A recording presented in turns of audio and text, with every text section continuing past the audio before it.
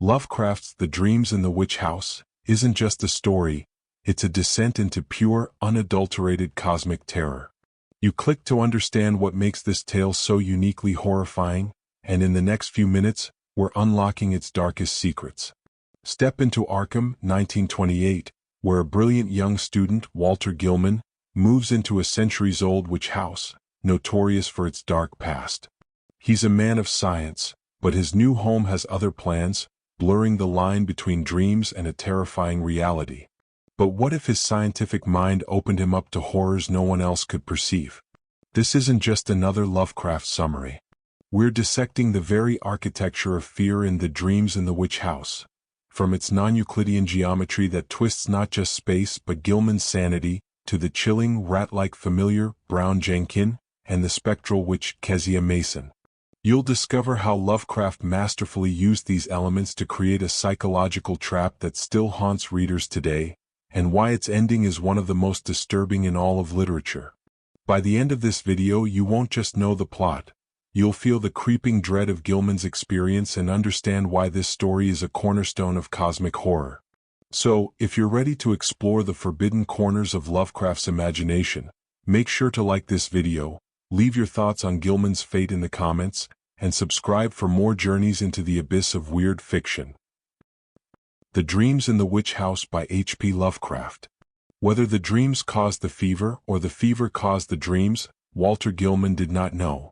Lurking behind everything was the brooding horror of the ancient town, and of his moldy, unhallowed garret gable. There he wrote and studied, wrestling with figures and formulas when he wasn't tossing on his meager iron bed. His ears grew sensitive to an unnatural and intolerable degree. He had long ago stopped the cheap mantel clock, whose ticking now sounded like thunder. At night, the subtle stirring of the black city outside, the sinister scurrying of rats within the wormy walls, and the creaking of hidden timbers in the centuries-old house, were enough to create a sense of strident pandemonium. The darkness always teemed with unexplained sound.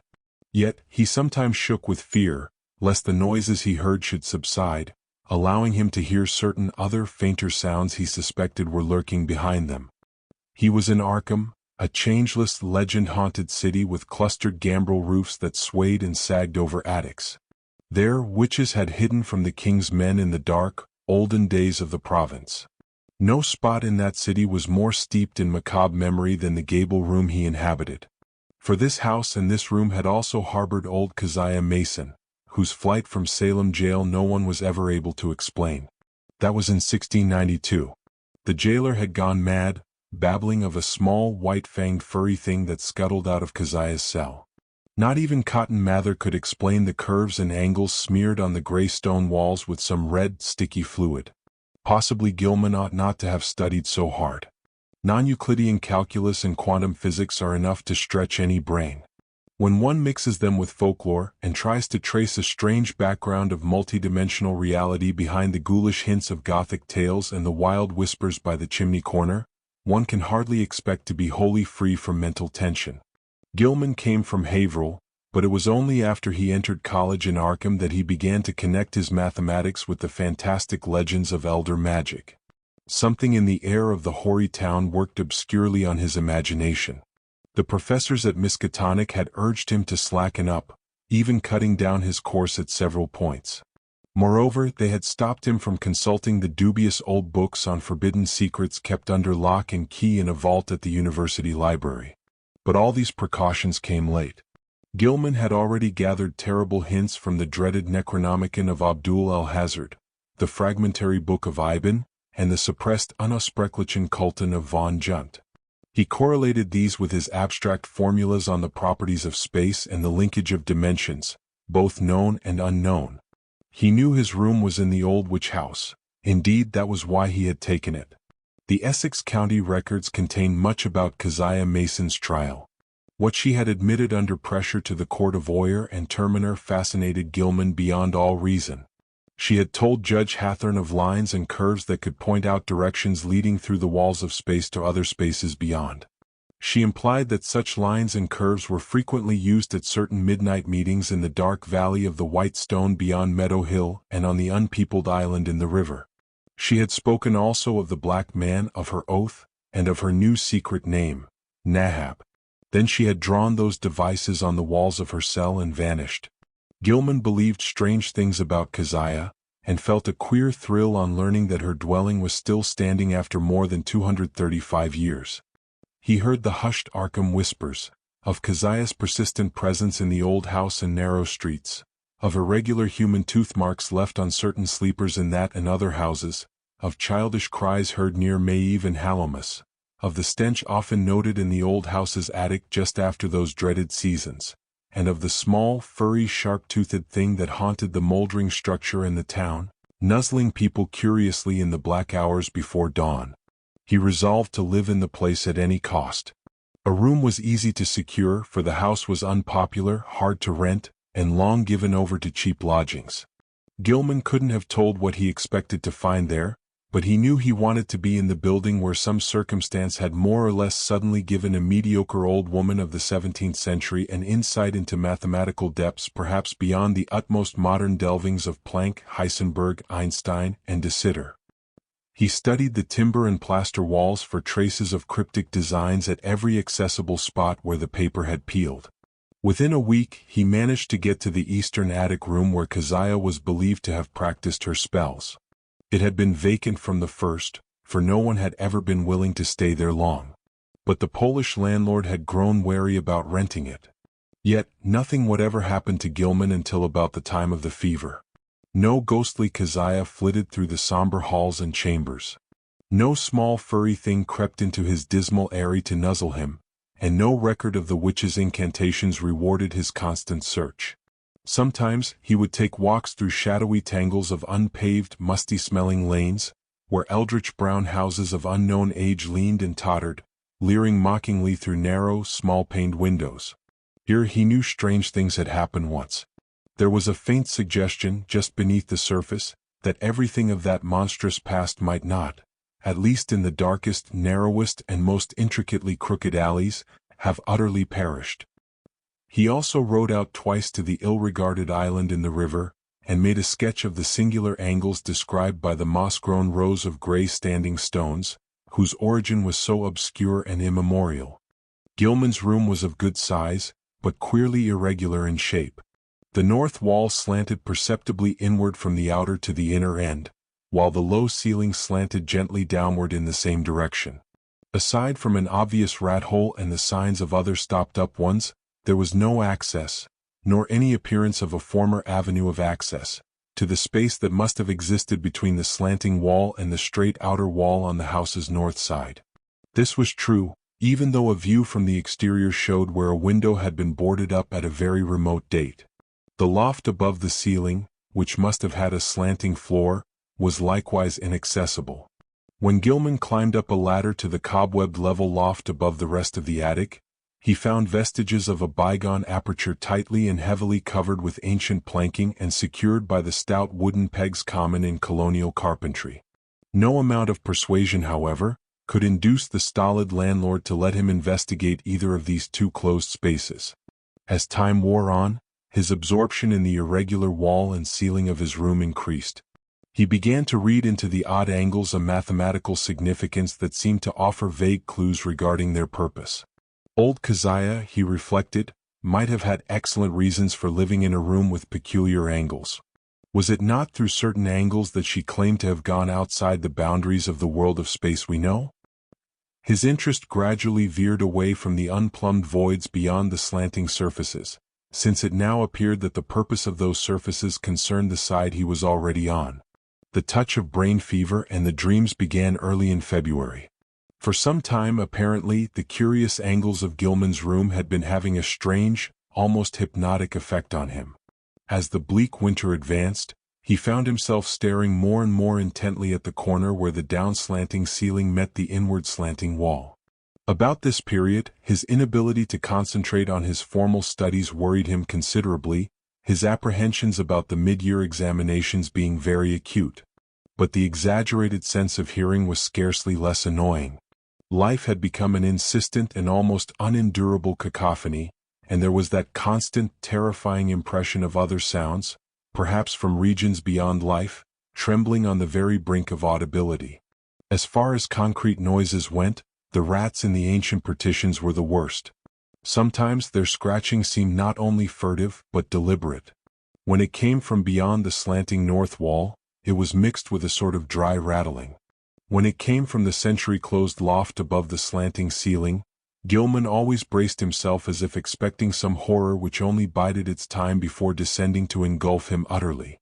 The dreams were wholly beyond the pale of sanity. Gilman felt that they must be a result, jointly, of his studies in mathematics and in folklore. He had been thinking too much about the vague regions which his formulas told him must lie beyond the 3 dimensions we know. And he thought about the possibility that old Kezia Mason, guided by some influence past all conjecture, had actually found the gate to those regions. The yellowed county records containing her testimony and that of her accusers were so damnably suggestive of things beyond human experience. The descriptions of the darting little furry object that served as her familiar were so painfully realistic, despite their incredible details. That object, no larger than a good-sized rat and quaintly called by the townspeople brown Jenkin, seemed to have been the fruit of a remarkable case of sympathetic herd delusion. In 1692, no less than 11 persons had testified to glimpsing it. There were recent rumors, too, with a baffling and disconcerting amount of agreement. Witnesses said it had long hair and the shape of a rat, but that its sharp-toothed, bearded face was evilly human while its paws were like tiny human hands. It took messages between old Kezia and the devil, and was nursed on the witch's blood, which it sucked like a vampire. Its voice was a kind of loathsome titter, and it could speak all languages. Of all the bizarre monstrosities in Gilman's dreams, nothing filled him with greater panic and nausea than this blasphemous and diminutive hybrid, whose image flitted across his vision in a form 1,000-fold more hateful than anything his waking mind had deduced from the ancient records and the modern whispers. Gilman's dreams consisted largely in plunges through limitless abysses of inexplicably colored twilight and bafflingly disordered sound. These abysses had material and gravitational properties, and a relation to his own entity, that he could not even begin to explain. He did not walk or climb, fly or swim, crawl or wriggle, yet he always experienced a mode of motion partly voluntary and partly involuntary. He could not well judge his own condition, for sight of his arms, legs, and torso seemed always cut off by some odd disarrangement of perspective. But he felt that his physical organization and faculties were somehow marvelously transmuted and obliquely projected, though not without a certain grotesque relationship to his normal proportions and properties. The abysses were by no means vacant. They were crowded with indescribably angled masses of alien-hued substance, some of which appeared to be organic, while others seemed inorganic. A few of the organic objects tended to awaken vague memories in the back of his mind, though he could form no conscious idea of what they mockingly resembled or suggested. In the later dreams, he began to distinguish separate categories into which the organic objects appeared to be divided. These seemed to involve in each case a radically different species of conduct pattern and basic motivation. Of these categories, one seemed to him to include objects slightly less illogical and irrelevant in their motions than the members of the other categories. All the objects, organic and inorganic alike, were totally beyond description or even comprehension. Gilman sometimes compared the inorganic masses to prisms, labyrinths, clusters of cubes and planes and cyclopean buildings. The organic things struck him variously as groups of bubbles, octopi, centipedes, living Hindu idols and intricate arabesques roused into a kind of Ophidian animation. Everything he saw was unspeakably menacing and horrible. Whenever one of the organic entities appeared by its motions to be noticing him, he felt a stark, hideous fright that generally jolted him awake. Of how the organic entities moved he could tell no more than of how he moved himself. In time he observed a further mystery, the tendency of certain entities to appear suddenly out of empty space, or to disappear totally with equal suddenness. The shrieking, roaring confusion of sound that permeated the abysses was past all analysis as to pitch, timbre, or rhythm. But it seemed to be synchronous with vague visual changes in all the indefinite objects, organic and inorganic alike. Gilman had a constant sense of dread that it might rise to some unbearable degree of intensity during one or another of its obscure, relentlessly inevitable fluctuations. But it was not in these vortices of complete alienage that he saw brown Jenkin. That shocking little horror was reserved for certain lighter, sharper dreams which assailed him just before he dropped into the fullest depths of sleep. He would be lying in the dark, fighting to keep awake, when a faint lambent glow would seem to shimmer around the centuries-old room, showing in a violet mist the convergence of angled planes that had seized his brain so insidiously. The horror would appear to pop out of the rat hole in the corner and patter toward him over the sagging, wide-planked floor, with evil expectancy in its tiny, bearded human face. But mercifully, this dream always melted away before the object got close enough to nuzzle him. It had hellishly long, sharp, canine teeth. Gilman tried to stop up the rat hole every day, but each night the real tenants of the partitions would gnaw away the obstruction, whatever it might be. Once, he had the landlord nail tin over it, but the next night the rats gnawed a fresh hole, in which they pushed or dragged out into the room a curious little fragment of bone. Gilman did not report his fever to the doctor, for he knew he could not pass the examinations if ordered to the college infirmary when every moment was needed for cramming. As it was, he failed in Calculus D and Advanced General Psychology, though not without hope of making up lost ground before the end of the term. It was in March when the fresh element entered his lighter preliminary dreaming. The nightmare shape of brown Jenkin began to be companioned by a nebulous blur that grew more and more to resemble a bent old woman. This addition disturbed him more than he could account for, but finally he decided that it was like an ancient crone whom he had twice actually encountered in the dark tangle of lanes near the abandoned wharves. On those occasions, the evil, sardonic, and seemingly unmotivated stare of the beldame had set him almost shivering, especially the first time, when an overgrown rat darting across the shadowed mouth of a neighboring alley had made him think irrationally of brown Jenkin. Now he reflected, those nervous fears were being mirrored in his disordered dreams. That the influence of the old house was unwholesome, he could not deny. But traces of his early morbid interest still held him there. He argued that the fever alone was responsible for his nightly fantasies, and that when the touch abated, he would be free from the monstrous visions. Those visions, however, were of abhorrent vividness and convincingness. Whenever he awoke, he retained a vague sense of having undergone much more than he remembered. He was hideously sure that in unrecalled dreams, he had talked with both brown Jenkin and the old woman, and that they had been urging him to go somewhere with them and to meet a third being of greater potency. Toward the end of March, he began to pick up in his mathematics, though other studies bothered him increasingly. He was getting an intuitive knack for solving Riemannian equations, and astonished Professor Upham by his comprehension of fourth-dimensional and other problems which had floored all the rest of the class. One afternoon there was a discussion of possible freakish curvatures in space, and of theoretical points of approach or even contact between our part of the cosmos and various other regions. These regions were as distant as the farthest stars or the transgalactic gulfs themselves, or even as fabulously remote as the tentatively conceivable cosmic units beyond the whole Einsteinian spacetime continuum. Gilman's handling of this theme filled everyone with admiration, even though some of his hypothetical illustrations caused an increase in the always plentiful gossip about his nervous and solitary eccentricity. What made the students shake their heads was his sober theory that a man might, given mathematical knowledge admittedly beyond all likelihood of human acquisition, step deliberately from the earth to any other celestial body that might lie at one of an infinity of specific points in the cosmic pattern. Such a step, he said, would require only two stages. First, a passage out of the three-dimensional sphere we know, and second, a passage back to the three-dimensional sphere at another point, perhaps one of infinite remoteness. That this could be accomplished without loss of life was in many cases conceivable. Any being from any part of three-dimensional space could probably survive in the fourth dimension. Its survival of the second stage would depend upon what alien part of three-dimensional space it might select for its re-entry.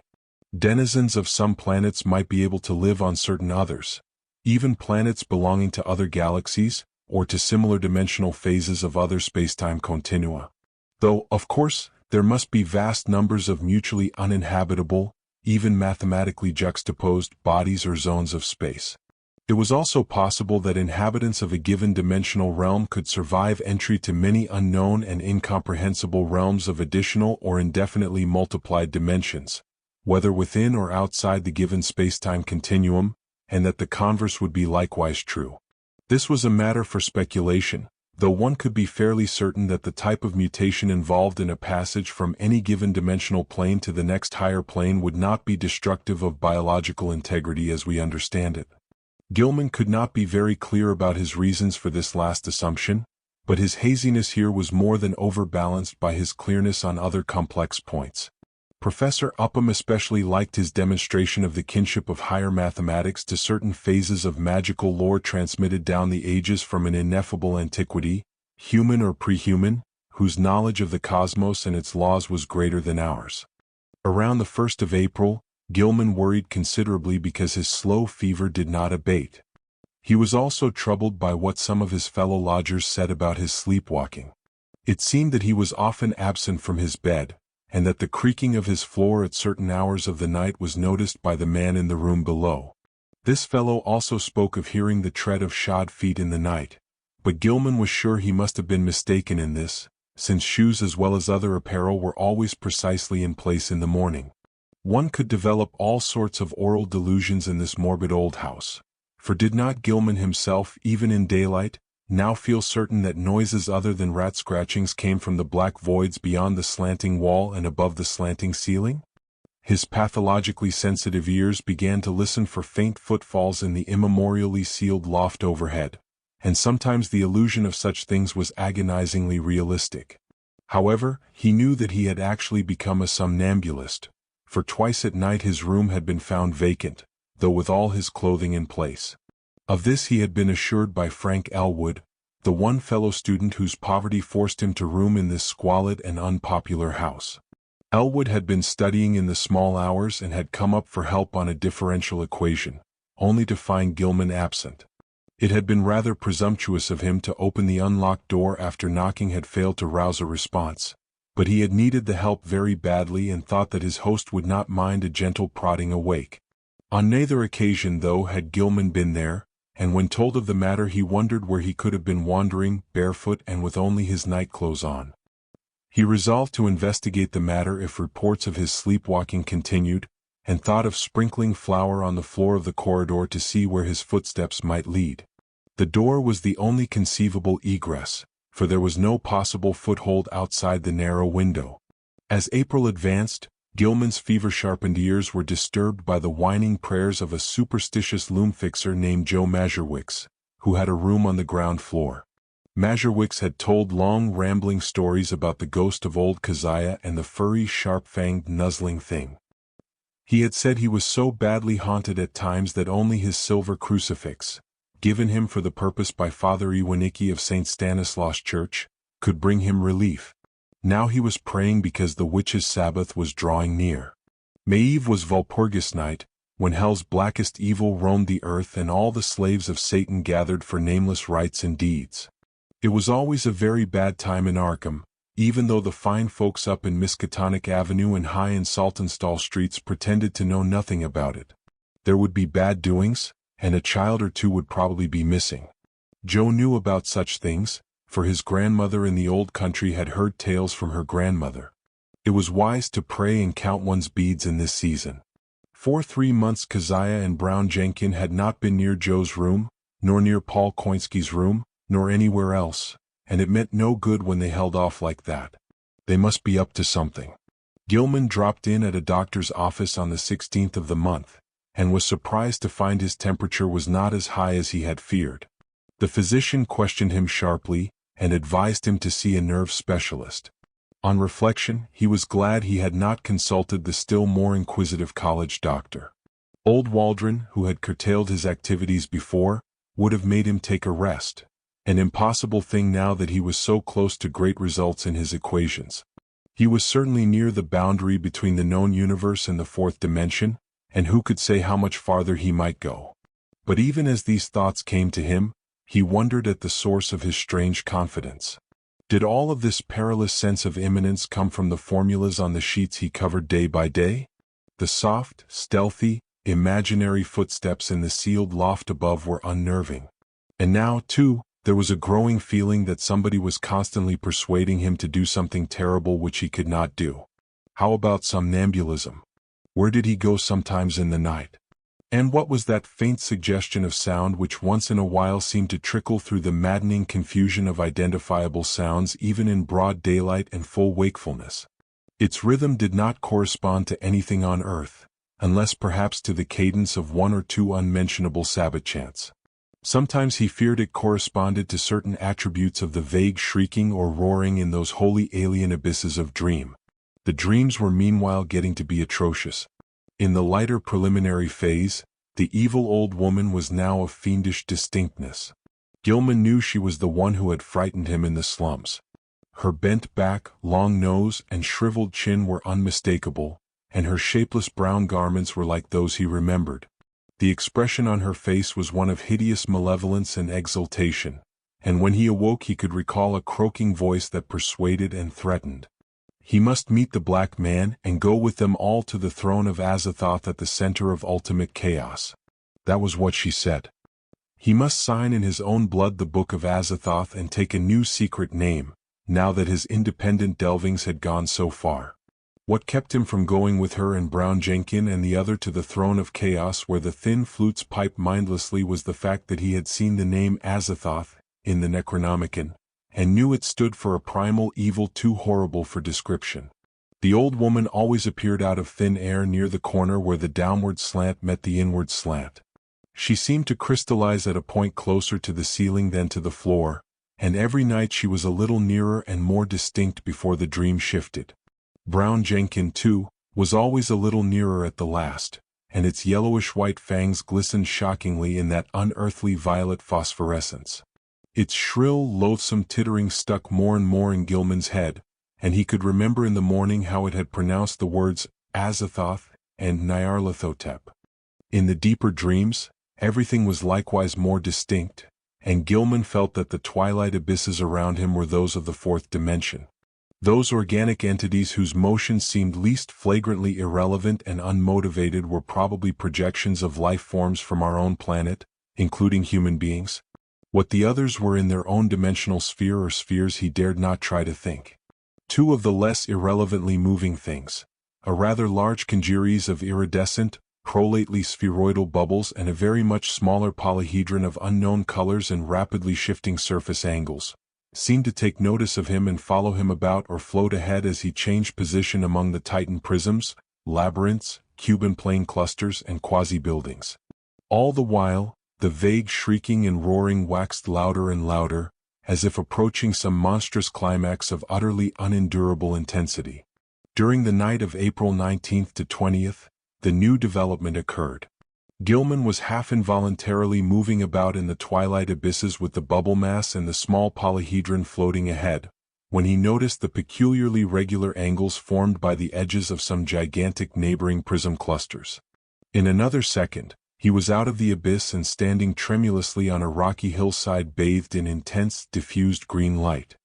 He was barefooted and in his nightclothes, and when he tried to walk, he discovered that he could scarcely lift his feet. A swirling vapor hid everything but the immediate sloping terrain from sight, and he shrank from the thought of the sounds that might surge out of that vapor. Then he saw the two shapes laboriously crawling toward him, the old woman and the little furry thing. The crone strained up to her knees and managed to cross her arms in a singular fashion, while Brown Jenkin pointed in a certain direction with a horribly anthropoid forepaw which it raised with evident difficulty. Spurred by an impulse he did not originate, Gilman dragged himself forward along a course determined by the angle of the old woman's arms and the direction of the small monstrosity's paw. Before he had shuffled 3 steps, he was back in the twilight abysses. Geometrical shapes seethed around him, and he fell dizzily and interminably. At last, he woke in his bed in the crazily angled garret of the Eldritch old house. He was good for nothing that morning and stayed away from all his classes. Some unknown attraction was pulling his eyes in a seemingly irrelevant direction, for he could not help staring at a certain vacant spot on the floor. As the day advanced, the focus of his unseeing eyes changed position, and by noon he had conquered the impulse to stare at vacancy. About 2 o'clock he went out for lunch, and as he threaded the narrow lanes of the city, he found himself always turning to the southeast. Only an effort halted him at a cafeteria in Church Street, and after the meal he felt the unknown pull still more strongly. He would have to consult a nerve specialist after all. Perhaps there was a connection with his somnambulism, but meanwhile he might at least try to break the morbid spell himself. Undoubtedly he could still manage to walk away from the pole, so with great resolution he headed against it and dragged himself deliberately north along Garrison Street. By the time he had reached the bridge over the Miskatonic, he was in a cold perspiration, and he clutched at the iron railing as he gazed upstream at the ill-regarded island whose regular lines of ancient standing stones brooded sullenly in the afternoon sunlight. Then he gave a start, for there was a clearly visible living figure on that desolate island, and a second glance told him it was certainly the strange old woman whose sinister aspect had worked itself so disastrously into his dreams. The tall grass near her was moving too, as if some other living thing were crawling close to the ground. When the old woman began to turn toward him, he fled precipitately off the bridge and into the shelter of the town's labyrinthine waterfront alleys. Distant though the island was, he felt that a monstrous and invincible evil could flow from the sardonic stare of that bent, ancient figure in brown. The southeastward pull still held, and only with tremendous resolution could Gilman drag himself into the old house and up the rickety stairs. For hours, he sat silent and aimless, with his eyes shifting gradually westward. About 6 o'clock, his sharpened ears caught the whining prayers of Joe Mazurwick's 2 floors below, and in desperation, he seized his hat and walked out into the sunset golden streets, letting the now directly southward pull carry him where it might. An hour later, darkness found him in the open fields beyond Hangman's Brook, with the glimmering spring stars shining ahead. The urge to walk was gradually changing to an urge to leap mystically into space, and suddenly he realized just where the source of the pull lay. It was in the sky. A definite point among the stars had a claim on him and was calling him. Apparently, it was a point somewhere between Hydra and Argo Novis, and he knew that he had been urged toward it ever since he had awakened soon after dawn. In the morning it had been underfoot, afternoon found it rising in the southeast, and now it was roughly south but wheeling toward the west. What was the meaning of this new thing? Was he going mad? How long would it last? Again mustering his resolution, Gilman turned and dragged himself back to the sinister old house. Mazurwick's was waiting for him at the door, and seemed both anxious and reluctant to whisper some fresh bit of superstition. It was about the witch's light. Joe had been out celebrating the night before, it was Patriots' Day in Massachusetts, and had come home after midnight. Looking up at the house from outside, he had thought at first that Gilman's window was dark, but then he had seen the faint violet glow within. He wanted to warn the gentleman about that glow, for everybody in Arkham knew it was Kezia's witch light which played near Brown Jenkin and the ghost of the old crone herself. He had not mentioned this before, but now he must tell about it because it meant that Kezia and her long-toothed familiar were haunting the young gentleman. Sometimes he and Paul Koinski and landlord Dombrowski thought they saw that light seeping out of cracks in the sealed loft above the young gentleman's room, but they had all agreed not to talk about that. However, it would be better for the gentleman to take another room and get a crucifix from some good priest like Father Iwanicki. As the man rambled on, Gilman felt a nameless panic clutch at his throat. He knew that Joe must have been half drunk when he came home the night before, yet this mention of a violet light in the garret window was of frightful import. It was a lambent glow of this sort which always played about the old woman and the small furry thing in those lighter, sharper dreams which prefaced his plunge into unknown abysses. The thought that a wakeful second person could see the dream luminance was utterly beyond sane harbor. Yet where had the fellow got such an odd notion? Had he himself talked as well as walked around the house in his sleep? No, Joe said he had not, but he must check up on this. Perhaps Frank Elwood could tell him something, though he hated to ask. Fever, wild dreams, somnambulism, illusions of sounds, a pull toward a point in the sky, and now a suspicion of insane sleep-talking. He must stop studying, see a nerve specialist, and take himself in hand. When he climbed to the second story, he paused at Elwood's door but saw that the other youth was out. Reluctantly, he continued up to his garret room and sat down in the dark. His gaze was still pulled to the southwest, but he also found himself listening intently for some sound in the closed loft above, and half imagining that an evil violet light seeped down through an infinitesimal crack in the low, slanting ceiling.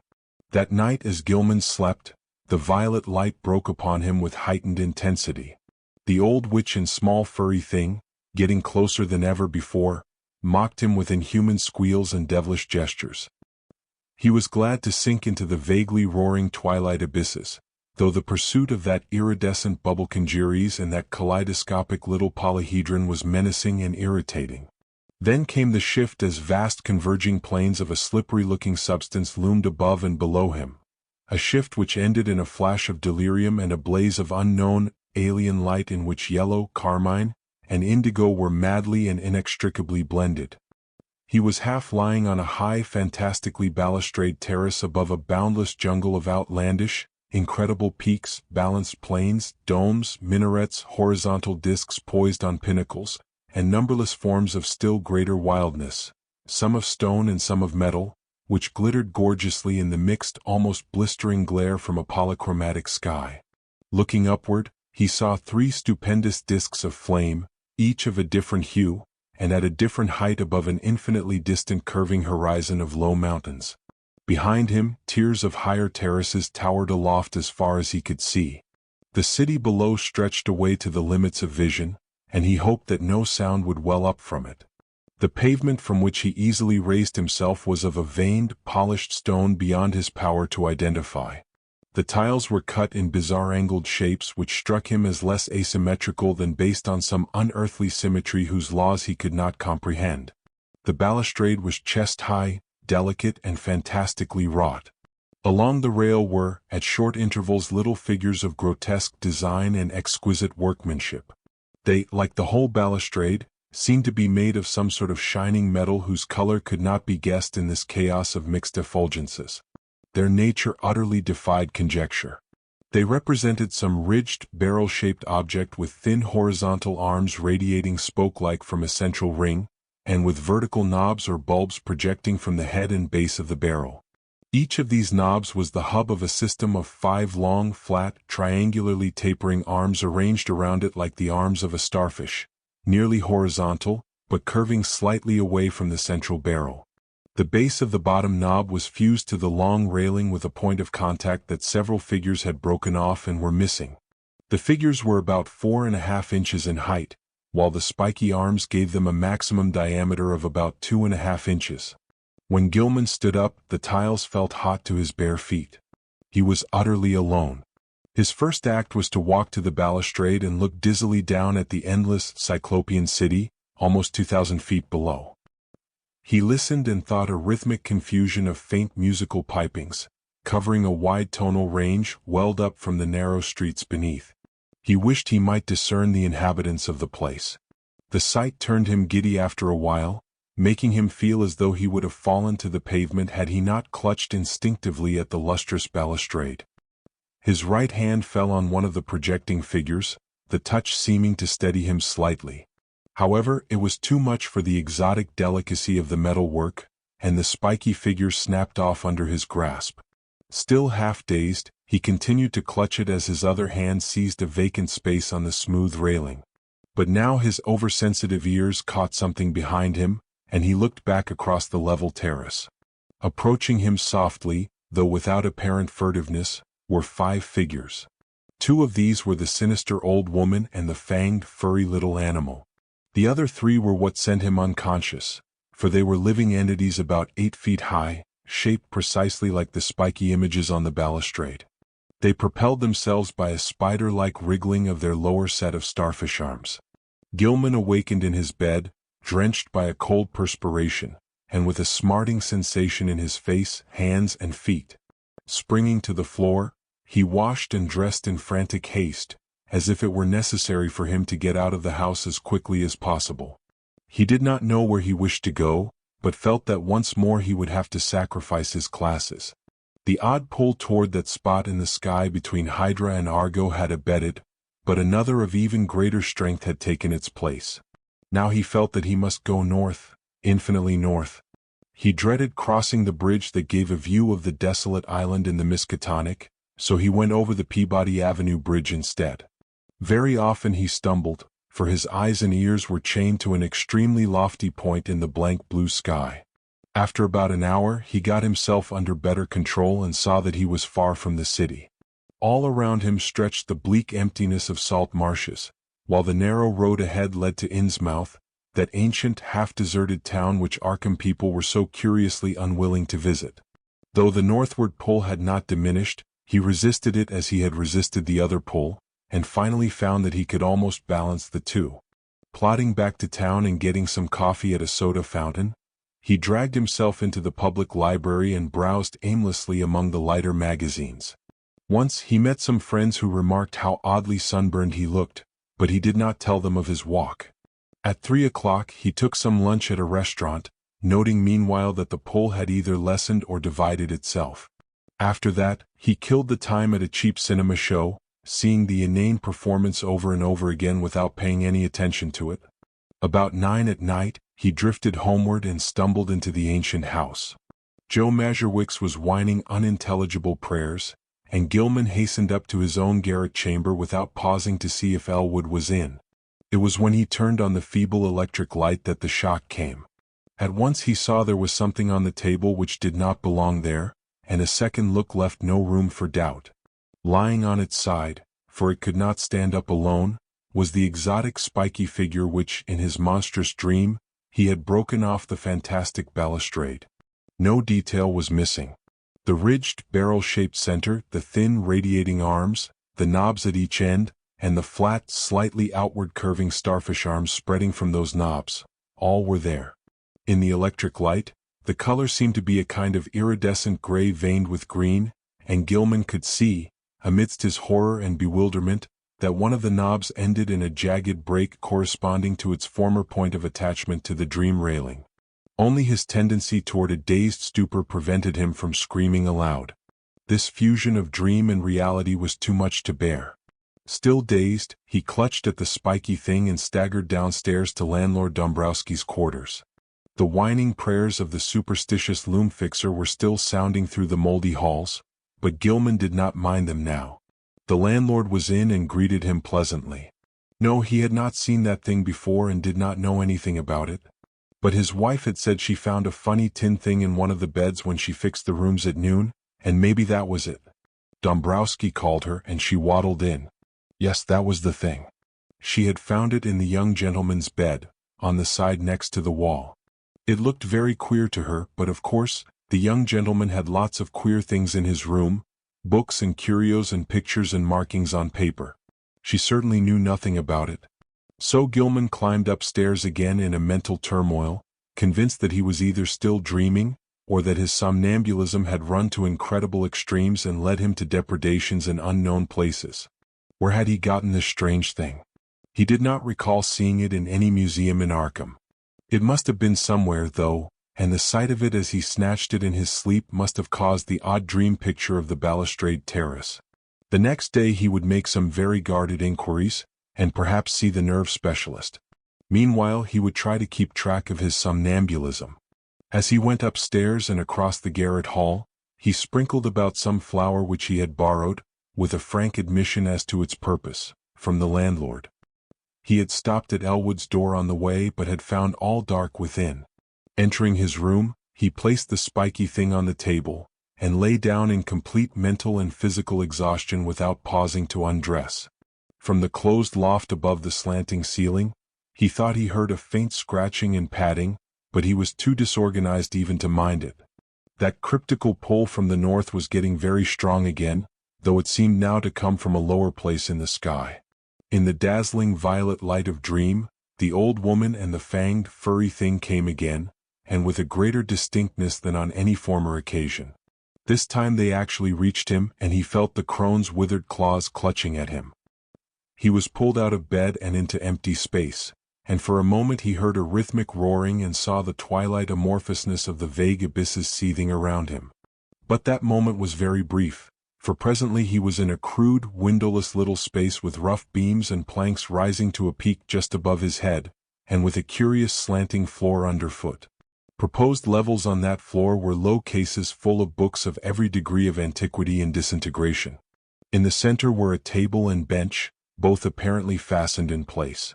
Small objects of unknown shape and nature were ranged on the tops of the cases. In the flaming violet light, Gilman thought he saw a counterpart of the spiky image which had puzzled him so horribly. On the left, the floor fell abruptly away, leaving a black triangular gulf out of which, after a second's dry rattling, there presently climbed the hateful little furry thing with the yellow fangs and bearded human face. The evilly grinning beldame still clutched him, and beyond the table stood a figure he had never seen before, a tall, lean man of dead black coloration but without the slightest sign of negroid features, wholly devoid of either hair or beard, and wearing as his only garment a shapeless robe of some heavy black fabric. His feet were indistinguishable because of the table and bench, but he must have been shod, since there was a clicking whenever he changed position. The man did not speak and bore no trace of expression on his small, regular features. He merely pointed to a book of prodigious size which lay open on the table, while the beldame thrust a huge gray quill into Gilman's right hand. Over everything was a pall of intensely maddening fear, and the climax was reached when the furry thing ran up the dreamer's clothing to his shoulders and then down his left arm, finally biting him sharply in the wrist just below his cuff. As the blood spurted from this wound, Gilman lapsed into a faint. He awakened on the morning of the 22nd with a pain in his left wrist, and saw that his cuff was brown with dried blood. His recollections were very confusing, but the scene with the black man in the unknown space stood out vividly. The rats must have bitten him as he slept, giving rise to the climax of that frightful dream. Opening the door, he saw that the floor on the corridor floor was undisturbed except for the huge prints of the loutish fellow who roomed at the other end of the garret. So he had not been sleepwalking this time. But something would have to be done about those rats. He would speak to the landlord about them. Again he tried to stop up the hole at the base of the slanting wall, wedging in a candlestick which seemed about the right size. His ears were ringing horribly, as if with the residual echoes of some horrible noise heard in dreams. As he bathed and changed, Gilman tried to recall what he'd dreamed after the violet-lit scene. But nothing definite would surface. That scene itself must have corresponded to the sealed loft overhead, which had so violently attacked his imagination. Later impressions, however, were faint and hazy. There were suggestions of vague, twilight abysses, and still vaster, blacker abysses beyond them, spaces where all fixed forms were absent. He had been taken there by the bubble congeries and the small polyhedron that always dogged him. But they, like himself, had changed to wisps of milky, barely luminous mist in this ultimate blackness. Something else had gone on ahead, a larger wisp that now and then condensed into nameless approximations of form. Their progress, he thought, had not been in a straight line, but along the alien curves and spirals of some ethereal vortex, obeying laws unknown to any conceivable cosmos. Eventually, there had been a hint of vast, leaping shadows, of a monstrous half-acoustic pulsing, and the thin, monotonous piping of an unseen flute. But that was all. Gilman decided he had picked up that last idea from what he had read in the Necronomicon about Azathoth, the mindless entity that rules all time and space from a curiously enveloped black throne at the center of chaos. When the blood was washed away, the wrist wound proved very slight. Gilman puzzled over the location of the two tiny punctures. It occurred to him that there was no blood on the bedspread where he had lain, very curious, considering the amount on his skin and cuff. Had he been sleepwalking within his room? Had the rat bitten him as he sat in some chair or paused in a less rational position? He looked in every corner for brownish drops or stains but found none. He had better, he thought, sprinkle flour in the room as well as outside the door, though no further proof of his sleepwalking was needed. He knew he did walk, and the thing to do now was to stop it. He must ask Frank Elwood for help. This morning, the strange pulls from space seemed lessened, though replaced by another, even more inexplicable sensation. It was a vague, insistent impulse to fly away from his present situation, but it held no hint of a specific direction. As he picked up the strange spiky image on the table, he thought the older northward pull grew a trifle stronger, but even so, it was wholly overruled by the newer, more bewildering urge. He took the spiky image down to Elwood's room, steeling himself against the winds of the loom fixer from the ground floor. Elwood was in, thank heaven, and appeared to be stirring about. There was time for a little conversation before leaving for breakfast in college, so Gilman hurriedly poured forth an account of his recent dreams and fears. His host was very sympathetic and agreed that something ought to be done. He was shocked by his guest's drawn, haggard appearance and noticed the queer, abnormal-looking sunburn that others had remarked on during the past week. There wasn't much Elwood could say, though. He hadn't seen Gilman on any sleepwalking expeditions and had no idea what the curious image could be. He had, however, heard the French-Canadian who lodged just under Gilman talking to Mazurwick's one evening. They were telling each other how badly they dreaded the coming of Walpurgis night, now only a few days off, and were exchanging pitying comments about the poor, doomed young gentleman. Desroches, the fellow under Gilman's room, had spoken of nocturnal footsteps, both shod and unshod, and of the violet light he saw one night when he had stolen fearfully up to peer through Gilman's keyhole. He had not dared to peer, he told Mazurwick, after glimpsing that light through the cracks around the door. There had been soft talking too, and as he began to describe it, his voice had sunk to an inaudible whisper. Elwood could not imagine what had set these superstitious creatures gossiping. He supposed their imaginations had been roused by Gilman's late hours and somnolent walking and talking on the one hand, and by the nearness of traditionally feared Maeve on the other. That Gilman talked in his sleep was plain, and it was obvious from Desroches' keyhole listenings that the delusive notion of the violet dream light had spread. These simple people were quick to imagine they had seen any odd thing they had heard about. As for a plan of action, Gilman had better move down to Elwood's room and avoid sleeping alone. Elwood would, if awake, rouse him whenever he began to talk or rise in his sleep. Very soon, too, he must see a specialist. Meanwhile, they would take the spiky image around to the various museums and to certain professors, seeking identification and stating that it had been found in a public rubbish can. Also, Dombrowski must attend to the poisoning of those rats in the walls. Braced up by Elwood's companionship, Gilman attended classes that day. Strange urges still tugged at him, but he could sidetrack them with considerable success. During a free period, he showed the queer image to several professors, all of whom were intensely interested, though none could shed any light upon its nature or origin. That night he slept on a couch which Elwood had had the landlord bring to the second-story room, and for the first time in weeks, was wholly free from disquieting dreams. But the feverishness still hung on, and the whines of the loom fixer were an unnerving influence. During the next few days, Gilman enjoyed an almost perfect immunity from morbid manifestations.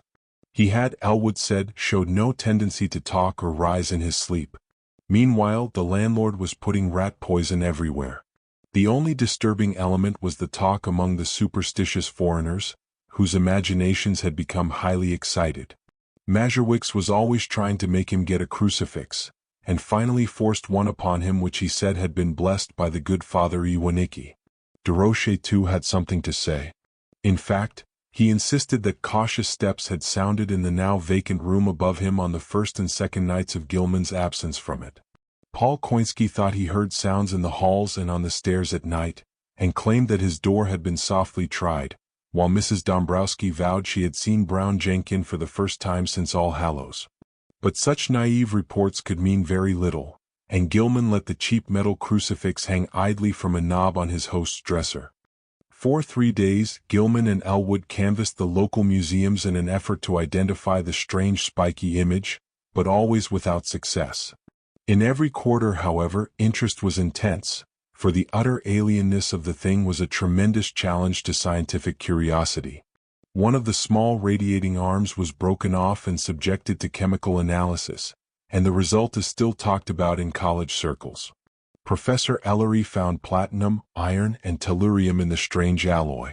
But mixed with these were at least 3 other apparent elements of high atomic weight which chemistry was absolutely powerless to classify.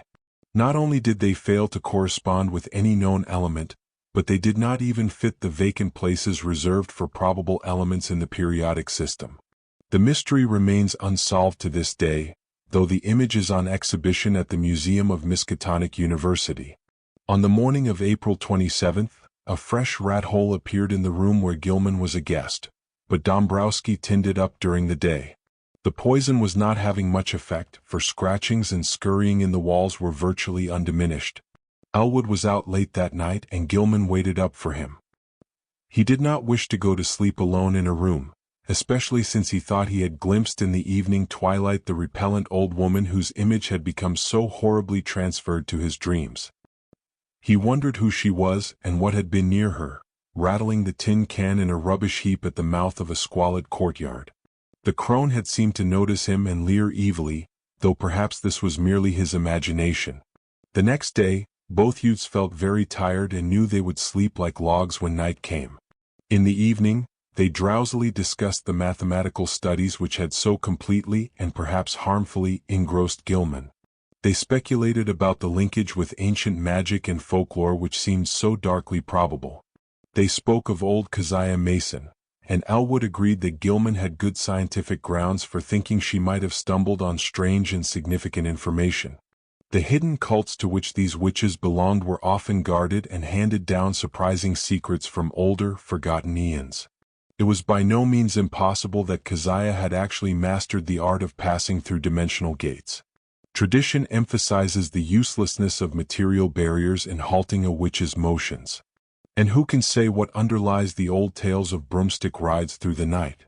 Whether a modern student could ever gain similar powers from mathematical research alone was still to be seen. Success, Gilman added, might lead to dangerous and unthinkable situations, for who could foretell the conditions pervading an adjacent, but normally inaccessible, dimension? On the other hand, the picturesque possibilities were enormous.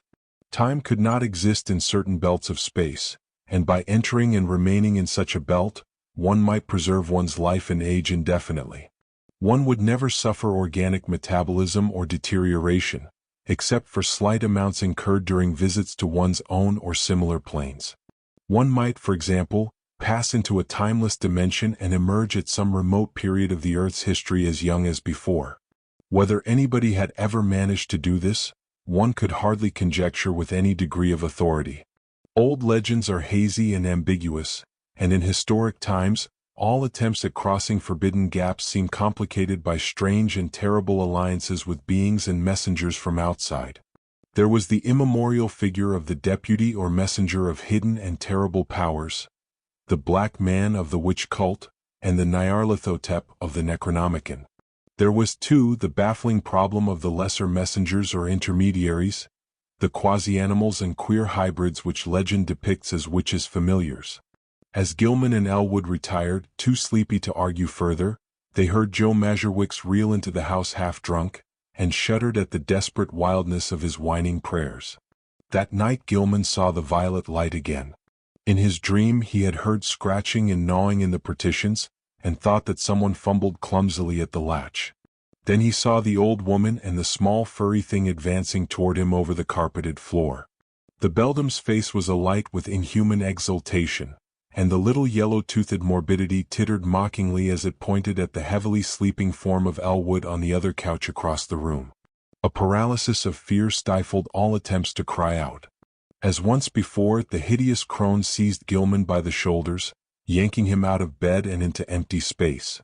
Again, the infinitude of the shrieking twilight abysses flashed past him, but in another second, he thought he was in a dark, muddy, unknown alley of fetid odors, with the rotting walls of ancient houses towering up on every hand.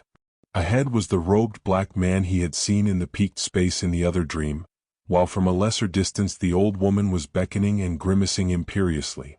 Brown Jenkin was rubbing itself with a kind of affectionate playfulness around the ankles of the black man, which the deep mud largely concealed. There was a dark open doorway on the right, to which the black man silently pointed. Into this the grimacing crone started, dragging Gilman after her by his pajama sleeve. There were evil-smelling staircases which creaked ominously, and on which the old woman seemed to radiate a faint violet light. Finally, a door leading off a landing. The crone fumbled with the latch and pushed the door open, motioning to Gilman to wait and disappearing inside the black aperture. The youth's oversensitive ears caught a hideous, strangled cry, and presently the beldame came out of the room bearing a small, senseless form which she thrust at the dreamer as if ordering him to carry it. The sight of this form and the expression on its face broke the spell. Still too dazed to cry out, he plunged recklessly down the noisome staircase and into the mud outside, halting only when seized and choked by the waiting black man. As consciousness departed, he heard the faint, shrill tittering of the fanged, rat-like abnormality. On the morning of the 29th, Gilman awakened into a maelstrom of horror. The instant he opened his eyes, he knew something was terribly wrong, for he was back in his old garret room with the slanting wall and ceiling, sprawled on the now unmade bed. His throat was aching inexplicably, and as he struggled to a sitting posture, he saw with growing fright that his feet and pajama bottoms were brown with caked mud. For the moment, his recollections were hopelessly hazy, but he knew at least that he must have been sleepwalking. Elwood had been lost too deeply in slumber to hear and stop him. On the floor were confused muddy prints, but oddly enough they did not extend all the way to the door. The more Gilman looked at them, the more peculiar they seemed, for in addition to those he could recognize as his, there were some smaller, almost round markings, such as the legs of a large chair or table might make, except that most of them tended to be divided into halves. There were also some curious muddy rat tracks leading out of a fresh hole and back into it again. Utter bewilderment and the fear of madness racked Gilman as he staggered to the door and saw that there were no muddy prints outside. The more he remembered of his hideous dream, the more terrified he felt, and it added to his desperation to hear Joe Mazurwick's chanting mournfully 2 floors below. Descending to Elwood's room, he roused his still sleeping host and began telling how he had found himself. But Elwood could form no idea of what might really have happened. Where Gilman could have been, how he got back to his room without making tracks in the hall, and how the muddy furniture-like prints came to be mixed with his in the garret chamber, were wholly beyond conjecture. Then there were those dark, livid marks on his throat, as if he had tried to strangle himself. He put his hands up to them but found that they did not even approximately fit. While they were talking, Desrochers dropped in to say that he had heard a terrific clattering overhead in the dark, small hours. No, there had been no one on the stairs after midnight, though just before midnight, he had heard faint footfalls in the garret, and cautiously descending steps he did not like. It was, he added, a very bad time of year for Arkham. The young gentleman had better be sure to wear the crucifix Joe Mazurwick had given him. Even the daytime was not safe, for after dawn there had been strange sounds in the house, especially a thin, childish wail hastily choked off. Gilman mechanically attended classes that morning, but was wholly unable to fix his mind on his studies. A mood of hideous apprehension and expectancy had seized him, and he seemed to be awaiting the fall of some annihilating blow. At noon, he lunched at the university spa, picking up a paper from the next seat as he waited for dessert. But he never ate that dessert, for an item on the paper's first page left him limp, wild-eyed, and able only to pay his check and stagger back to Elwood's room. There had been a strange kidnapping the night before in Orne's gangway, and the 2-year-old child of a laundry worker named Anastasia Wolechko had completely vanished. The mother, it appeared, had feared the event for some time, but the reasons she assigned for her fear were so grotesque that no one took them seriously. She had, she said, seen Brown Jenkin about the place now and then ever since early in March, and knew from its grimaces and titterings that little Ladislas must be marked for sacrifice at the awful Sabbat on Walpurgis night. She had asked her neighbor Mary Zanuck to sleep in the room and try to protect the child, but Mary had not dared. She could not tell the police, for they never believed such things. Children had been taken that way every year ever since she could remember. And her friend Pete Stawacki would not help because he wanted the child out of the way anyhow. But what threw Gilman into a cold perspiration was the report of a pair of revelers who had been walking past the mouth of the gangway just after midnight. They admitted they had been drunk, but both vowed they had seen a crazily dressed trio furtively entering the dark passageway. There had, they said, been a huge, robed Negro, a little old woman in rags, and a young white man in his nightclothes. The old woman had been dragging the youth, while around the feet of the Negro a tame rat was rubbing and weaving in the brown mud. Gilman sat in a daze all afternoon, and Elwood, who had meanwhile seen the papers and formed terrible conjectures from them, found him thus when he came home. This time neither could doubt but that something hideously serious was closing in around them. Between the phantasms of nightmare and the realities of the objective world, a monstrous and unthinkable relationship was crystallizing, and only stupendous vigilance could avert still more dire developments. Gilman must see a specialist sooner or later, but not just now when all the papers were full of this kidnapping business. Just what had really happened was maddeningly obscure, and for a moment both Gilman and Elwood exchanged whispered theories of the wildest kind. Had Gilman unconsciously succeeded better than he knew in his studies of space and its dimensions? Had he actually slipped outside our sphere to points unguessed and unimaginable? Where, if anywhere, had he been on those nights of demoniac alienage? The roaring twilight abysses, the green hillside, the blistering terrace, the poles from the stars, the ultimate black vortex, the black man, the muddy alley and the stairs, the old witch and the fanged furry horror, the bubble conjuries and the little polyhedron, the strange sunburn, the wrist wound, the unexplained image, the muddy feet, the throat marks, the tales and fears of the superstitious foreigners. What did all this mean? To what extent could the laws of sanity apply to such a case?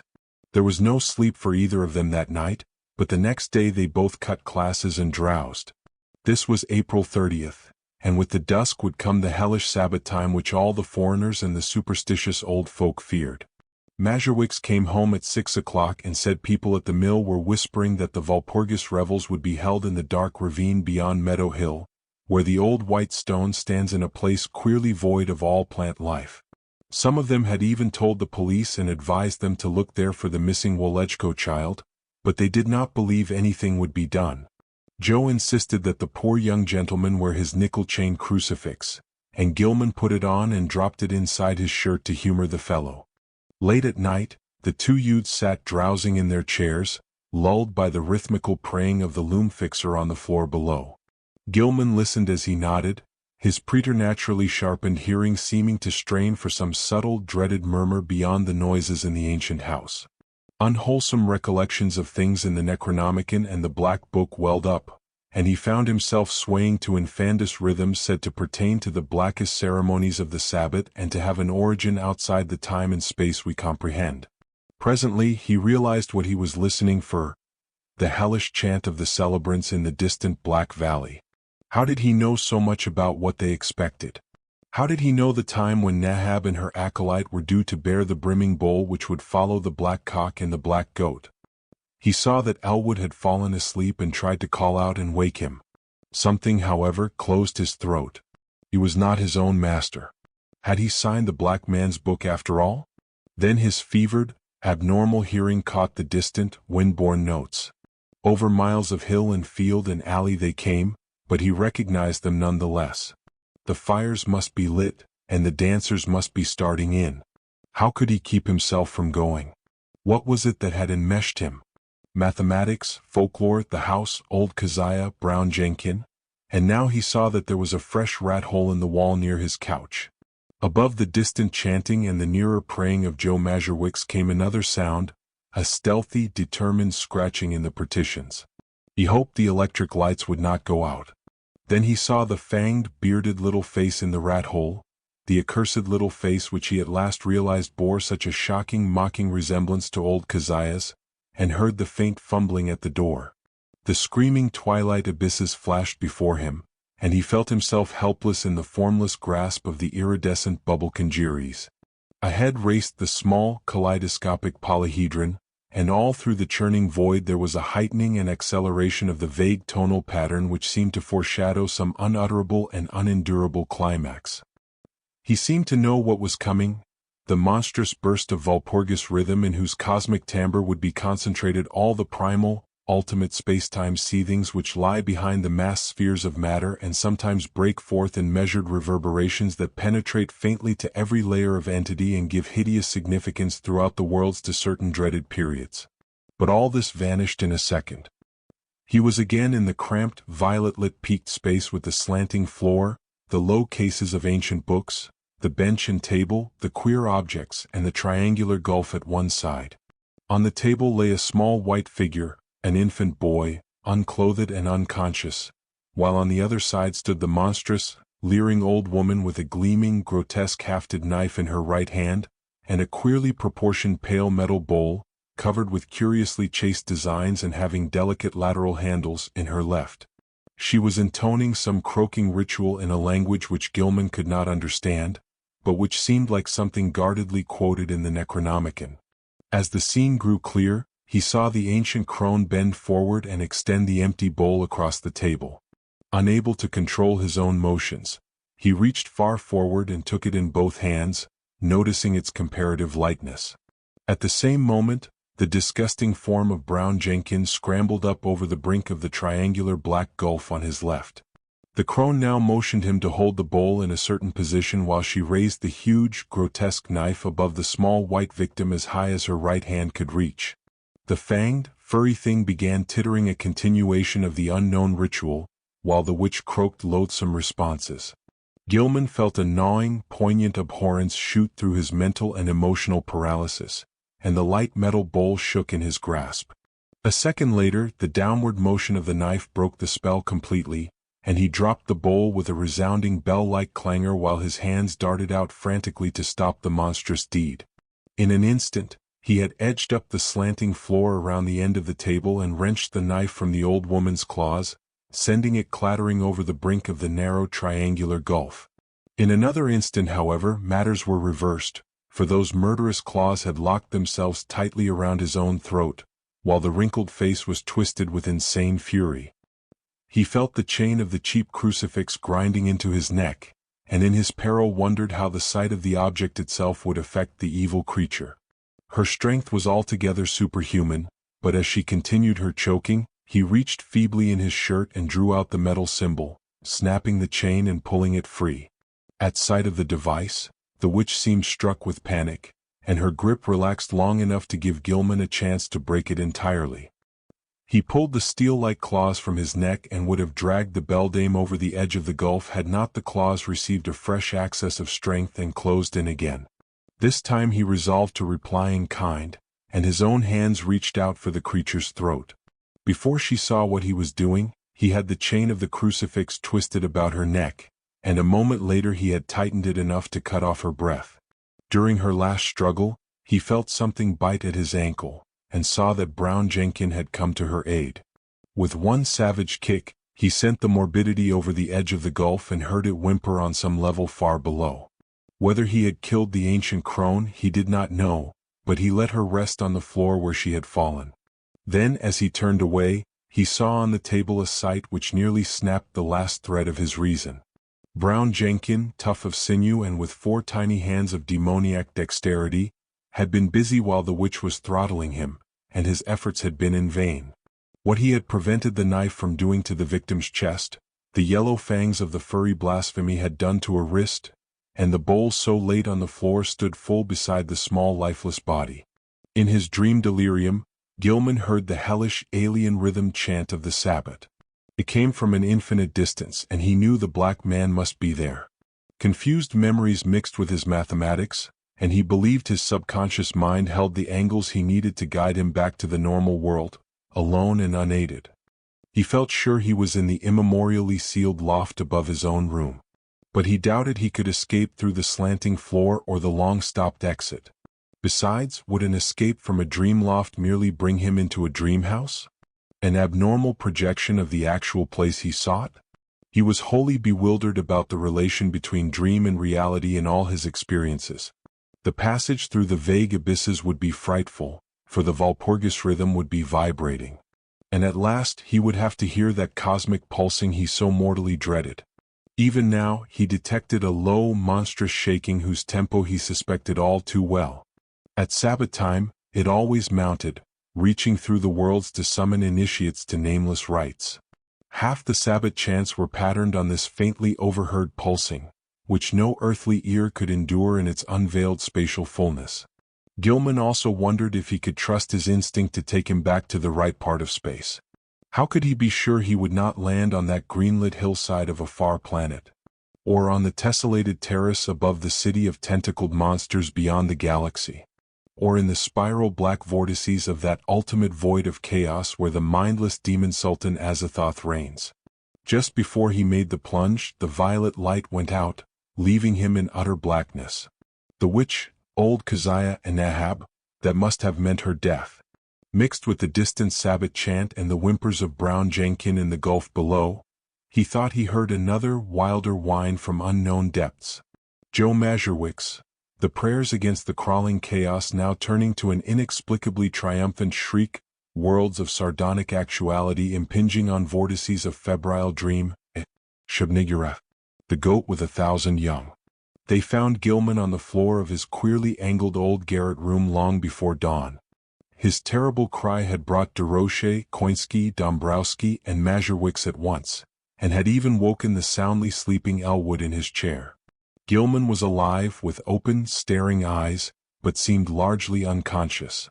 On his throat were the marks of murderous hands, and on his left ankle was a distressing rat bite. His clothing was badly rumpled, and Joe's crucifix was missing. Elwood trembled, afraid even to speculate on what new form his friend's sleepwalking had taken. Mazurewicz seemed half-dazed by a sign he said he'd received in response to his prayers, and he crossed himself frantically when a rat's squealing and whimpering sounded from beyond the slanting partition. When Gilman was settled on his couch in Elwood's room, they sent for Dr. Malkowski. He was a local practitioner who would repeat no tales that might prove embarrassing. He gave Gilman 2 hypodermic injections, which caused him to relax in something like natural drowsiness. During the day, the patient regained consciousness at times and whispered his newest dream disjointedly to Elwood. It was a painful process, and at its very start, it brought out a fresh and disconcerting fact. Gilman, whose ears had so lately possessed an abnormal sensitiveness, was now stone deaf. Dr. Malkowski, summoned again in haste, told Elwood that both eardrums were ruptured, as if by the impact of some stupendous sound, intense beyond all human conception or endurance. How such a sound could have been heard in the last few hours without arousing all the Miskatonic Valley was more than the honest physician could say. Elwood wrote his part of the conversation on paper, maintaining fairly easy communication. Neither knew what to make of the whole chaotic business, and they decided it would be better if they thought as little as possible about it. Both, though, agreed that they must leave this ancient and accursed house as soon as it could be arranged. Evening papers spoke of a police raid on some curious revelers in a ravine beyond Meadow Hill just before dawn. They mentioned that the white stone there was an object of age-long superstitious regard. Nobody had been caught, but among the scattering fugitives, a huge Negro had been glimpsed. In another column, it was stated that no trace of the missing child, Ladislas Woleczko, had been found. The crowning horror came that very night. Elwood would never forget it and was forced to stay out of college the rest of the term because of the resulting nervous breakdown. He had thought he heard rats in the partitions all evening, but paid little attention to them. Then, long after both he and Gilman had retired, the atrocious shrieking began. Elwood jumped up, turned on the lights, and rushed over to his guest's couch. Gilman was emitting sounds of a truly inhuman nature, as if racked by some torment beyond description. He was writhing under the bedclothes, and a great red stain began to appear on the blankets. Elwood scarcely dared to touch him, but gradually the screaming and writhing subsided. By this time, Dombrowski, Koinski, Desroches, Mazurewicz, and the top-floor lodger were all crowding into the doorway, and the landlord had sent his wife back to telephone for Dr. Malkowski. Everybody shrieked when a large, rat-like form suddenly jumped out from beneath the blood-stained bedclothes and scuttled across the floor to a fresh, open hole close by. When the doctor arrived and began to pull down those frightful covers, Walter Gilman was dead. It would be barbarous to do more than suggest what had killed Gilman. There had been virtually a tunnel through his body.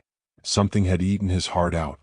Dombrowski, frantic at the failure of his constant rat-poisoning efforts, cast aside all thought of his lease and within a week had moved with all his older lodgers to a dingy but less ancient house in Walnut Street. The worst thing for a while was keeping Joe Mazurewicz quiet. The brooding loom-fixer would never stay sober and was constantly whining and muttering about spectral and terrible things. It seems that on that last hideous night, Joe had stooped to look at the crimson rat tracks which led from Gilman's couch to the nearby hole. On the carpet they were very indistinct, but a piece of open flooring intervened between the carpet's edge and the baseboard. There, Mazurewicz had found something monstrous, or thought he had, for no one else could quite agree with him despite the undeniable queerness of the prints. The tracks on the flooring were certainly vastly unlike the average prints of a rat, but even Koinski and Desroches would not admit that they were like the prints of 4 tiny human hands. The house was never rented again. As soon as Dombrowski left it, the pall of its final desolation began to descend. People shunned it both on account of its old reputation and because of the new fetid odor. Perhaps the ex-landlord's rat poison had worked after all, for not long after his departure, the place became a neighborhood nuisance. Health officials traced the smell to the closed spaces above and beside the eastern garret room and agreed that the number of dead rats must be enormous. They decided, however, that it was not worth their while to open and disinfect the long-sealed spaces, for the stench would soon be over, and the locality was not one that encouraged fastidious standards. Indeed, there were always vague local tales of unexplained stenches upstairs in the witch house just after May Eve in Hallowmas. The neighbors grumblingly acquiesced in the inertia, but the stench nevertheless formed an additional count against the place. Toward the end, the house was condemned as uninhabitable by the building inspector. Gilman's dreams and their attendant circumstances have never been explained.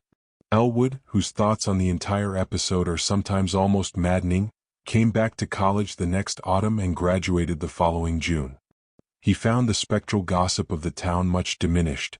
It is a fact that, notwithstanding certain reports of a ghostly tittering in the deserted house which lasted almost as long as that edifice itself, no fresh appearances of either old Kezia or Brown Jenkin have been whispered of since Gilman's death.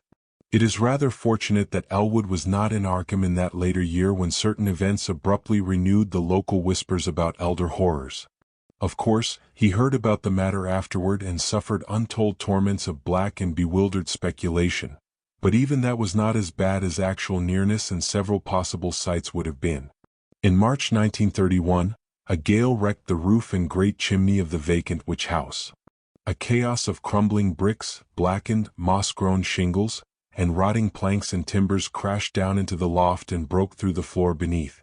The whole attic story was choked with debris from above, but no one took the trouble to touch the mess before the inevitable raising of the decrepit structure. That ultimate step came the following December. It was when Gilman's old room was cleared out by reluctant, apprehensive workmen that the gossip began. Among the rubbish which had crashed through the ancient slanting ceiling were several things that made the workmen pause and call the police. Later, the police in turn called in the coroner and several professors from the university. There were bones, badly crushed and splintered but clearly recognizable as human. Their manifestly modern date conflicted puzzlingly with the remote period at which their only possible lurking place, the low, slant-floored loft overhead, had supposedly been sealed from all human access. The coroner's physician decided that some belonged to a small child, while certain others, found mixed with shreds of rotten brownish cloth, belonged to a rather undersized, bent female of advanced years. Careful sifting of debris also disclosed many tiny bones of rats caught in the collapse, as well as older rat bones gnawed by small fangs in a fashion now and then highly productive of controversy and reflection. Other objects found included the mingled fragments of many books and papers, together with a yellowish dust left from the total disintegration of still older books and papers. All, without exception, appeared to deal with black magic in its most advanced and horrible forms. The evidently recent date of certain items is still a mystery as unsolved as that of the modern human bones. An even greater mystery is the absolute homogeneity of the crabbed, archaic writing found on a wide range of papers whose conditions and watermarks suggest age differences of at least 150 to 200 years. To some, though, the greatest mystery of all is the variety of utterly inexplicable objects whose shapes, materials, types of workmanship, and purposes baffle all conjecture, found scattered amidst the wreckage in evidently diverse states of injury. One of these things, which excited several Miskatonic professors profoundly, is a badly damaged monstrosity plainly resembling the strange image which Gilman gave to the college museum, save that it is larger, wrought of some peculiar bluish stone instead of metal, and possessed of a singularly angled pedestal with undecipherable hieroglyphics. Archaeologists and anthropologists are still trying to explain the bizarre designs chased on a crushed bowl of light metal, whose inner side bore ominous brownish stains when found. Foreigners and credulous grandmothers are equally garrulous about the modern nickel crucifix with broken chain mixed in the rubbish, shiveringly identified by Joe Mazurewicz as that which he had given poor Gilman many years before. Some believe this crucifix was dragged up to the sealed loft by rats, while others think it must have been on the floor in some corner of Gilman's old room all the time. Still others, including Joe himself, have theories too wild and fantastic for sober credence. When the slanting wall of Gilman's room was torn out, the once sealed triangular space between that partition and the house's north wall was found to contain much less structural debris, even in proportion to its size, than the room itself, though it had a ghastly layer of older materials which paralyzed the wreckers with horror.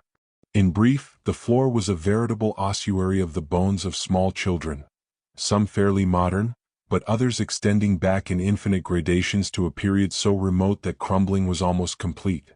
On this deep bony layer rested a knife of great size, obvious antiquity and grotesque, ornate, and exotic design, above which the debris was piled.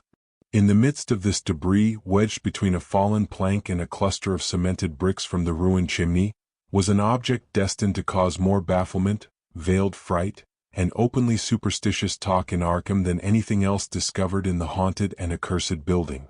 This object was the partly crushed skeleton of a huge, diseased rat, whose abnormalities of form are still a topic of debate and a source of singular reticence among the members of Miskatonic's Department of Comparative Anatomy. Very little concerning this skeleton has leaked out, but the workmen who found it whisper in shocked tones about the long brownish hairs with which it was associated. The bones of the tiny paws, it is rumored, imply prehensile characteristics more typical of a diminutive monkey than of a rat, while the small skull with its savage yellow fangs is of the utmost anomalousness, appearing from certain angles like a miniature, monstrously degraded parody of a human skull. The workmen crossed themselves in fright when they came upon this blasphemy, but later burned candles of gratitude in St. Stanislaus Church because of the shrill, ghostly tittering they felt they would never hear again. I'm writing this, and am going to keep writing this, because I want people to know the truth after I'm gone. Also, I'm afraid I shall really go mad if I don't set things down in plain black and white. Everything is going against me, and if it keeps up, I shall have to use the secrets in the book and call in certain powers. 3 months ago that sculptor Arthur Wheeler came to Mountain Top. They sent him up to me because I'm the only man in the place who knows anything except farming, hunting, and fleecing summer boarders. The fellow seemed interested in what I had to say and made a deal to stay here for $13 a week with meals. I gave him the back room beside the kitchen for his lumps of stone and his chiseling, and arranged with Nate Williams to tend to his rock blasting and haul his big pieces with a drag and yoke of oxen. That was 3 months ago. Now I know why that cursed son of hell took so quickly to the place. It wasn't my talk at all, but the looks of my wife, Rose, who is Osborne Chandler's oldest girl. She is 16 years younger than I am and is always casting sheep's eyes at the fellows in town. But we always managed to get along fine enough until this dirty rat showed up, even if she did balk at helping me with the rights on Rudmas and Halomas. I can see now that Wheeler is working on her feelings and getting her so fond of him that she hardly looks at me. I suppose he'll try to elope with her sooner or later. But he works slowly like all sly, polished dogs, and I've got plenty of time to think up what to do about it. They don't either of them know I suspect anything, but before long, they'll both realize it doesn't pay to break up a Van Karen's home. I promise them plenty of novelty in what I'll do. November 25th, Thanksgiving Day. That's a pretty good joke. But at that, I'll have something to be thankful for when I finish what I've started. No question but that Wheeler is trying to steal my wife. For the time being, though, I'll let him keep on being a star boarder. I got the book of Iban down from Uncle Hendrik's old trunk in the attic last week and am looking up something good which won't require sacrifices that I can't make around here. I want something that'll finish these two sneaking traitors and at the same time get me into no trouble. If it has a twist of drama in it, so much the better. I've thought of calling in the emanation of Yoth, but that needs a child's blood, and I must be careful about the neighbors. The green decay looks promising, but that would be a bit unpleasant for me as well as for them. I don't like certain sights and smells. December 10th, Eureka. I've got the very thing at last. Revenge is sweet, and this is the perfect climax. Wheeler the sculptor, this is too good. Yes, indeed, that damned sneak is going to produce a statue that will sell quicker than any of the things he's been carving these past weeks. A realist, eh? Well, the new statuary won't lack any realism. I found the formula in a manuscript inserted opposite page 679 of the book. From the handwriting, I judge it was put there by my great-grandfather, Baroit Picters van Kouwen, the one who disappeared from New Paltz in 1839. Shubnigura, the goat with 1,000 young. To be plain, I found a way to turn those wretched rats into stone statues. It's absurdly simple and really depends more on plain chemistry than on the outer powers. If I can get hold of the right stuff, I can brew a drink that'll pass for homemade wine, and one swig ought to finish any ordinary being short of an elephant. What it amounts to is a kind of petrification infinitely sped up. It shoots the whole system full of calcium and barium salts and replaces living cells with mineral matter so fast that nothing can stop it. It must have been one of those things my great-grandfather got at the Great Sabbath on Sugarloaf in the Catskills. Queer things used to go on there. Seems to me I heard of a man in New Paltz, Squire Hasbrook, turned to stone or something like that in 1834. He was an enemy of the Van Kouwens. First thing I must do is order the 5 chemicals I need from Albany and Montreal. Plenty of time later to experiment. When everything is over, I'll round up all the statues and sell them as Wheeler's work to pay for his overdue board bill. He always was a realist and an egoist. Wouldn't it be natural for him to make a self-portrait in stone and to use my wife for another model, as indeed he's really been doing for the past fortnight? Trust the dull public not to ask what quarry the queer stone came from. December 25th, Christmas. Peace on earth and so forth. These two swine are goggling at each other as if I didn't exist. They must think I'm deaf, dumb, and blind. Well, the barium sulfate and calcium chloride came from Albany last Thursday, and the acids, catalytics, and instruments are due from Montreal any day now. The mills of the gods, and all that. I'll do the work in Allen's cave near the Lower Wood lot, and at the same time, we'll be openly making some wine in the cellar here. There ought to be some excuse for offering a new drink, though it won't take much planning to fool those moonstruck nincompoops. The trouble will be to make Rose take wine, for she pretends not to like it. Any experiments that I make on animals will be done at the cave, and nobody ever thinks of going there in winter. I'll do some wood cutting to account for my time away. A small load or 2 brought in will keep him off the track. January 20th. It's harder work than I thought. A lot depends on the exact proportions. The stuff came from Montreal, but I had to send again for some better scales and an acetylene lamp. They're getting curious down at the village. I wish the express office wasn't in Steenwick's store. I'm trying various mixtures on the sparrows that drink and bathe in the pool in front of the cave, when it's melted. Sometimes it kills them, but sometimes they fly away. Clearly, I've missed some important reaction. I suppose Rose and that upstart are making the most of my absence, but I can afford to let them. There can be no doubt of my success in the end. February 11th, have got it at last. I put a fresh lot in the little pool, which is well melted today, and the first bird that drank toppled over as if he were shot. I picked him up a second later, and he was a perfect piece of stone, down to the smallest claws and feathers. Not a muscle changed since he was poised for drinking, so he must have died the instant any of the stuff got to his stomach. I didn't expect the petrification to come so soon. But a sparrow isn't a fair test of the way the thing would act with a large animal. I must get something bigger to try it on, for it must be the right strength when I give it to those swine. I guess Rose's dog Rex will do. I'll take him along the next time and say a timber wolf got him. She thinks a lot of him, and I shan't be sorry to give her something to sniffle over before the big reckoning. I must be careful where I keep this book. Rose sometimes pries around in the queerest places. February 15th, getting warm. I tried it on Rex and it worked like a charm with only double the strength. I fixed the rock pool and got him to drink. He seemed to know something queer had hit him, for he bristled and growled, but he was a piece of stone before he could turn his head. The solution ought to have been stronger, and for a human being, ought to be very much stronger. I think I'm getting the hang of it now and am about ready for that Kerr-Wheeler. The stuff seems to be tasteless, but to make sure, I'll flavor it with the new wine I'm making at the house. I wish I were sure about the tastelessness, so I could give it to Rose in water without trying to urge wine on her. I'll get the two separately, Wheeler out here and Rose at home. I've just fixed a strong solution and cleared away all strange objects in front of the cave. Rose whimpered like a puppy when I told her a wolf had got Rex, and Wheeler gurgled a lot of sympathy. March 1st, Ireliah. Praise the Lord Tsithagwa. I've got the son of hell at last.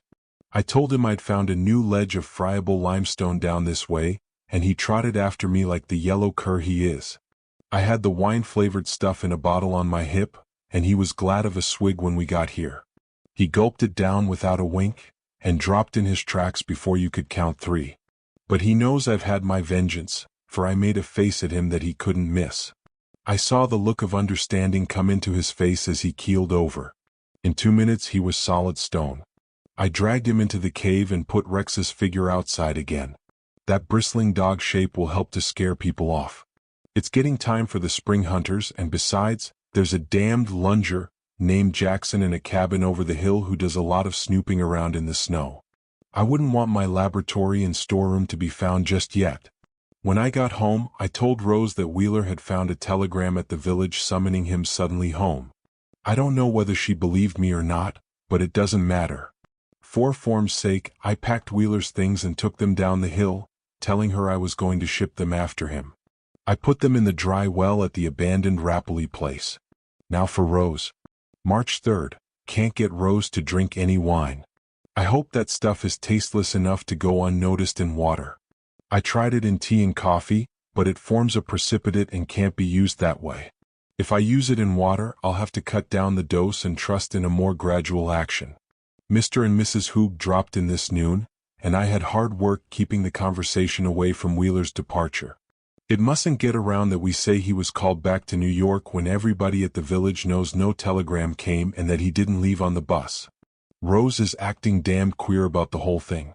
I'll have to pick a quarrel with her and keep her locked in the attic. The best way is to try to make her drink that doctored wine, and if she does give in, so much better. March 7th, have started in on Rose. She wouldn't drink the wine, so I took a whip to her and drove her up in the attic. She'll never come down alive. I pass her a platter of salty bread and salt meat, and a pail of slightly doctored water twice a day. The salt food ought to make her drink a lot, and it can't be long before the action sets in. I don't like the way she shouts about Wheeler when I'm at the door. The rest of the time she is absolutely silent. March 9th, it's damned peculiar how slow that stuff is in getting hold of Rose. I'll have to make it stronger. Probably she'll never taste it with all the salt I've been feeding her. Well, if it doesn't get her, there are plenty of other ways to fall back on. But I would like to carry this neat statue plan through. I went to the cave this morning and all is well there. I sometimes hear Rose's steps on the ceiling overhead and I think they're getting more and more dragging. The stuff is certainly working, but it's too slow. Not strong enough. From now on, I'll rapidly stiffen up the dose. March 11th, it is very queer. She is still alive and moving. Tuesday night, I heard her fumbling with a window, so I went up and gave her a rawhiding. She acts more sullen than frightened, and her eyes look swollen. But she could never drop to the ground from that height, and there's nowhere she could climb down. I have had dreams at night, for her slow dragging pacing on the floor above gets on my nerves. Sometimes I think she works at the lock on the door. March 15th, still alive despite all the strengthening of the dose. There's something queer about it. She crawls now and doesn't pace very often, but the sound of her crawling is horrible. She rattles the windows too and fumbles with the door. I shall have to finish her off with the rawhide if this keeps up. I'm getting very sleepy. I wonder if Rose has got on her guard somehow. But she must be drinking the stuff. This sleepiness is abnormal. I think the strain is telling on me. I'm sleepy. March 16th, 4 a.m. This is added by Rose C. Morris, about to die. Please notify my father, Osborne E. Chandler, Route 2, Mountain Top, New York. I have just read what the beast has written. I felt sure he had killed Arthur Wheeler, but did not know how until I read this terrible notebook. Now I know what I escaped. I noticed the water tasted queer, so I took none of it after the first sip. I threw it all out of the window. That one sip has half paralyzed me, but I can still get about. The thirst was terrible, but I ate as little as possible of the salty food and was able to get a little water by setting some old pans and dishes that were up here under places where the roof leaked. There were 2 great rains. I thought he was trying to poison me, though I didn't know what the poison was like. What he has written about himself and me is a lie. We were never happy together, and I think I married him only under one of those spells that he was able to lay on people. I guess he hypnotized both my father and me, for he was always hated and feared and suspected of dark dealings with the devil. My father once called him the devil's kin, and he was right. No one will ever know what I went through as his wife. It was not simply common cruelty, though God knows he was cruel enough and beat me often with a leather whip. It was more than anyone in this age can ever understand. He was a monstrous creature and practiced all sorts of hellish ceremonies handed down by his mother's people. He tried to make me help in the rites, and I don't dare even hint what they were. I would not, so he beat me. It would be blasphemy to tell what he tried to make me do. I can say he was a murderer even then, for I know what he sacrificed one night on Thunder Hill. He was surely the devil's kin. I tried 4 times to run away, but he always caught and beat me. Also, he had a sort of hold over my mind and even over my father's mind. About Arthur Wheeler, I have nothing to be ashamed of. We did come to love each other, but only in an honorable way. He gave me the first kind treatment I had ever had since leaving my father's, and meant to help me get out of the clutches of that fiend. He had several talks with my father and was going to help me get out west. After my divorce, we would have been married. Ever since that brute locked me in the attic, I have planned to get out and finish him. I always kept the poison overnight in case I could escape and find him asleep and give it to him somehow. At first, he woke easily when I worked on the lock of the door and tested the conditions at the windows, but later he began to get more tired and sleep soundly. I could always tell by his snoring when he was asleep. Tonight he was so fast asleep I forced the lock without waking him. It was hard work getting downstairs with my partial paralysis, but I did. I found him here with the lamp burning, asleep at the table where he had been writing in this book. In the corner was the long rawhide whip he had so often beaten me with. I used it to tie him to the chair so he could not move a muscle. I lashed his neck so that I could pour anything down his throat without him resisting. He woke up just as I was finishing, and I guess he saw right off that he was done for. He shouted frightful things and tried to chant mystical formulas, but I choked him off with a dish towel from the sink. Then I saw this book he had been writing in and stopped to read it. The shock was terrible and I almost fainted 4 or 5 times. My mind was not ready for such things. After that, I talked to that fiend for 2 or 3 hours. I told him everything I had wanted to tell him through all the years I had been his slave, and a lot of other things that had to do with what I had read in this awful book. He looked almost purple when I was through, and I think he was half delirious. Then I got a funnel from the cupboard and jammed it into his mouth after taking out the gag. He knew what I was going to do but was helpless. I had brought down the pail of poisoned water, and without a qualm, I poured a good half of it into the funnel. It must have been a very strong dose, for almost at once I saw that brute begin to stiffen and turn a dull stony gray. In 10 minutes I knew he was solid stone. I could not bear to touch him, but the tin funnel clinked horribly when I pulled it out of his mouth. I wish I could have given that kin of the devil a more painful, lingering death, but surely this was the most appropriate he could have had. There is not much more to say. I am half paralyzed, and with Arthur murdered, I have nothing to live for. I shall make things complete by drinking the rest of the poison after placing this book where it will be found. In a quarter of an hour, I shall be a stone statue. My only wish is to be buried beside the statue that was Arthur, when it is found in that cave where the fiend left it. Poor trusting Rex ought to lie at our feet. I do not care what becomes of the stone devil tied in the chair.